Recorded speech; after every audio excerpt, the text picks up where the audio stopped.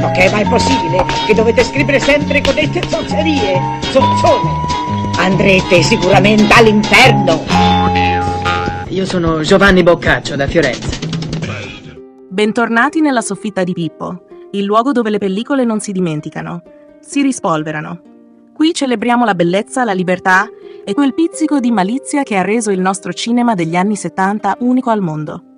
Oggi apriamo un capitolo piccante, ironico e irresistibilmente boccaccesco, il Decamerotico italiano. Vi ricordo, mio buon duca, che vostra moglie vi aspetta da 3 anni, vi aspetta. Padre, posso rivestirmi adesso? Oh, aspetta, cara, che fretta di ga. Adesso il duca se ne va e quando siamo soi... Che son impazzito, ti lascio solo con tutta sta grazia di Dio. No? Vi avverto che siete diventato tutto rosso congestionato davanti alle bellezze ignude di questa fanciulla. Roba che alla vostra età la seda col popopletico. Vestite, cara, sino al more. Un genere che ha fatto sorridere, arrossire e sognare milioni di spettatori. E per rendere omaggio a quell'epoca vi presento 5 dive italiane dimenticate che hanno fatto la storia. Ma prima di cominciare, se amate il fascino delle dive perdute e le atmosfere del cinema di genere, iscrivetevi al canale, attivate la campanella e unitevi alla nostra banda di soffitari.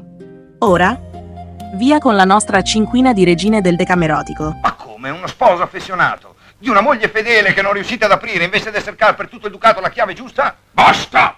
St'impiccio della chiave, lo devi da considerare un segreto di Stato. E allora sarà meglio che non mi fai parlare troppo, vero?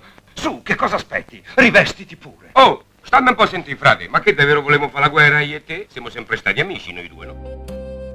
Prima, Orchidea De Santis, la signora del sorriso birichino.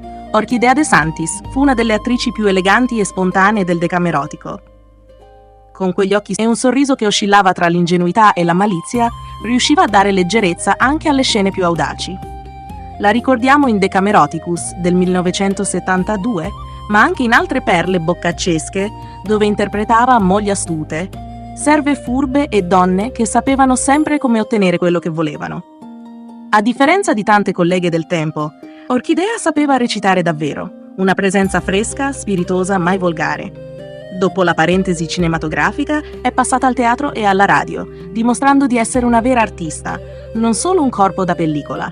Insomma, una musa raffinata del genere popolare, oggi troppo poco ricordata. Seconda, Gabriella Giorgelli, la contadina con l'anima malinconica. Tu sapessi, mia moglie, che donna è a letto? Ma no, si scatena, diventa una belva. Gabriella Giorgelli è stata una di quelle attrici che si muovevano con disinvoltura tra i generi. Dal western al decamerotico, era ovunque ci fosse da far sognare.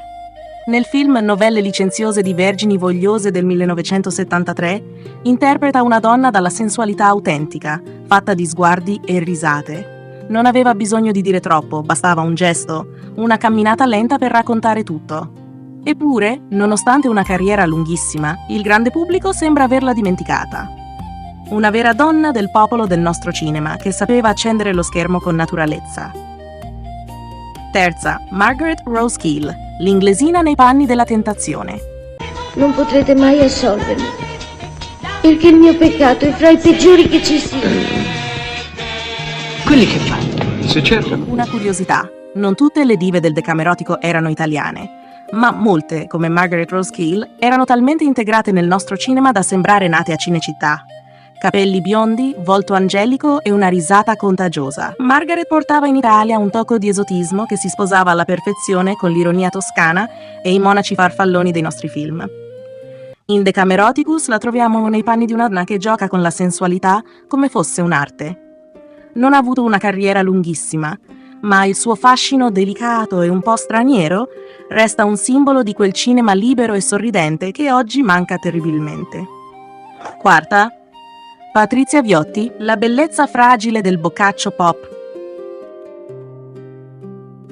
Patrizia Viotti è una delle storie più tristi e affascinanti del Decamerotico.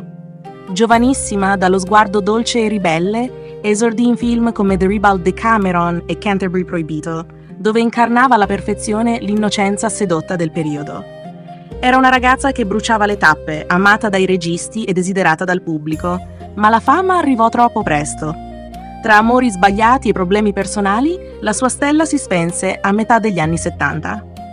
Oggi chi rivede i suoi film resta colpito da quella malinconia che si leggeva nei suoi occhi. Patrizia non recitava la fragilità, la viveva davvero.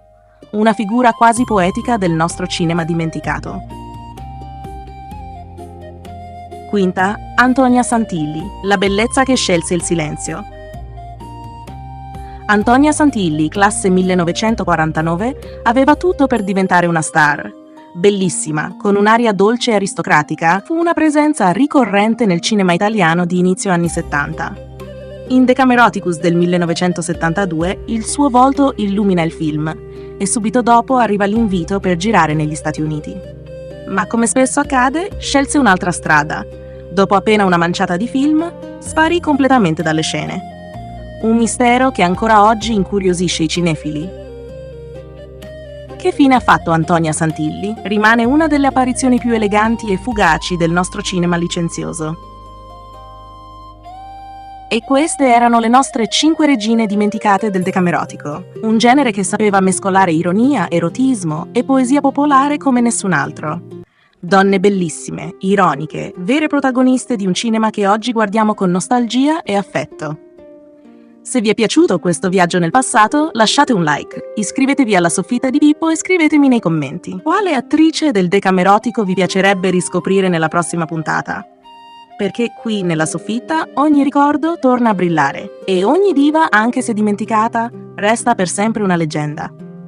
Se questo video ti è piaciuto non dimenticare di lasciarmi un like e di condividere. Iscriviti alla Soffitta di Pippo per rimanere sempre aggiornato sui miei contenuti. Noi ci vediamo alla prossima, sempre qui, sempre sulla Soffitta di Pippo. Ciao!